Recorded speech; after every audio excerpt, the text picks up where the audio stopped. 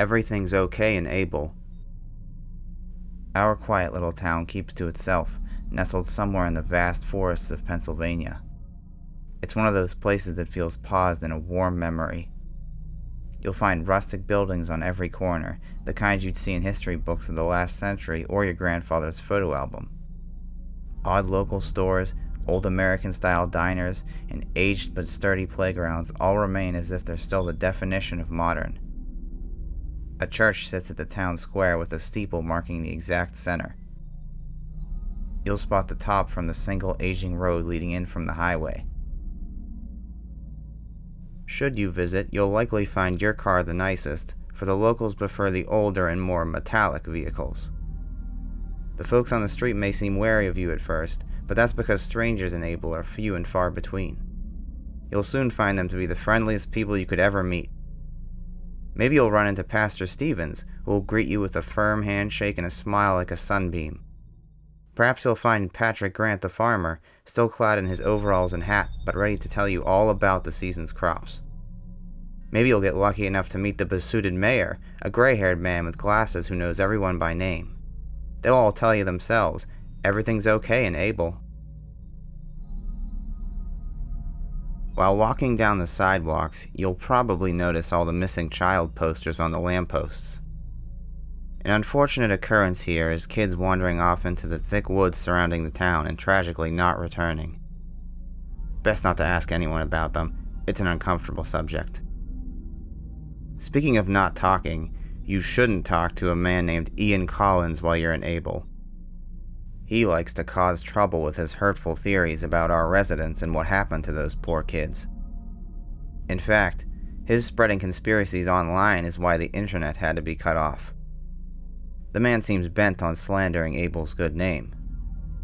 Don't worry, he shouldn't be a problem much longer. Local cuisine offers something for everyone's palate. You'll find that most restaurants have a fondness for meat. Burgers, ribs, and big slabs of steak are among the specialties, with portions for the toughest of stomachs. The favorite of Abel's is a diner called Gus's Grub, on the corner right near the church. They have what's been called the best strip steak in town, and the cooking smells alone drive folks crazy for it. You can see locals devouring their meals with ravenous eyes any time of day. Another favorite spot in Abel is the library. It's a great place to cool off in the summer and relax with a good read. Unfortunately, all books on superstition or anything occultist have been removed because of Ian Collins. To further his outrageous theories, he used these texts to spin wild stories about the citizens of town. Some fairy tale delusions about creatures wearing human skin. Many people were rightfully upset, so the books were taken off the shelves. Mr. Collins has become something of a public nuisance, but his behavior will be dealt with, and we'll keep on saying, everything's okay in Abel. As mentioned, Abel has several parks and playgrounds throughout its borders, perfect for taking a moment to stop and breathe the air. Feel free to let your kids mingle with some of the local children. While there aren't more than a handful nowadays, and they may seem quite shy, you'll find them as polite as anyone in town. They worry about their lost friends, of course, and it's made them wary of strangers. Shouldn't we all be? Sometimes they're even wary of their own parents. I myself have heard little ones telling others their mom or dad are suddenly acting differently. Just another product of Ian Collins and his rumors, I'm afraid. After your visit to the playgrounds, be sure to check out our serene walking paths that weave around Abel. We only advise that you avoid the beaten ones leading into the woods, especially if sunset is near. Abel has an advised curfew of 9 o'clock, just before the sun fully sets. The area is rural, so most folks are early to bed and early to rise. If you do wander outside, you may find the people on the street irritated or even angry and aggressive for no real reason. They may stare at you for long periods of time as well. Don't take it to heart. Night just seems to agitate the town.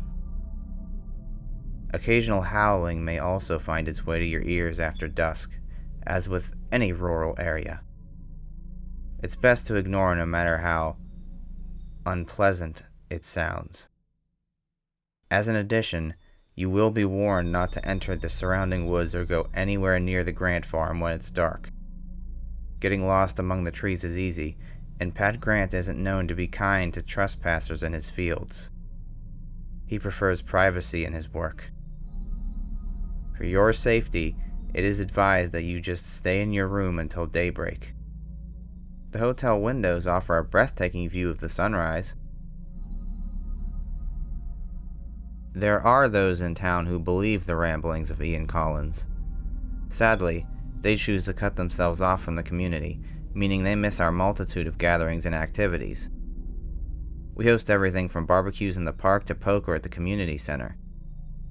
The church is usually packed to capacity on Sunday mornings.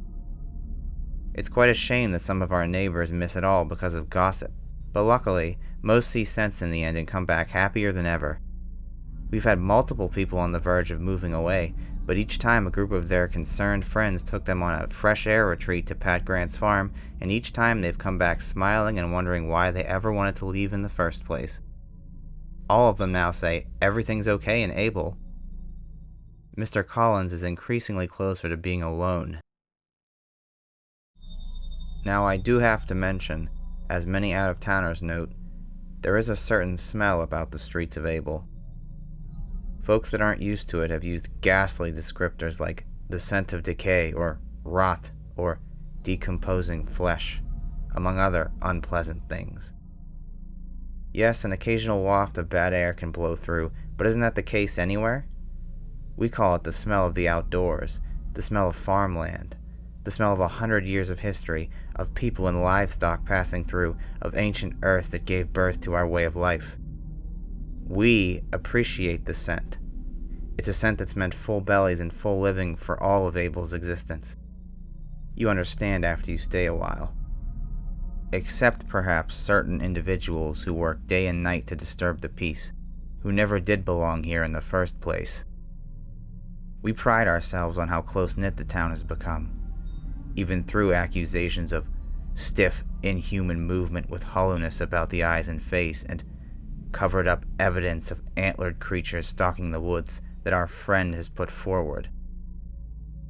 When someone simply does not share the vision we do and actively tries to sabotage it, that is a problem. It affects how the rest of the world sees us. It affects the inflow of visitors to stimulate our growth. It affects the very function of the home we love so much. But don't worry, Abel and its residents will prosper no matter what. I am happy to report that Ian Collins has departed Abel permanently.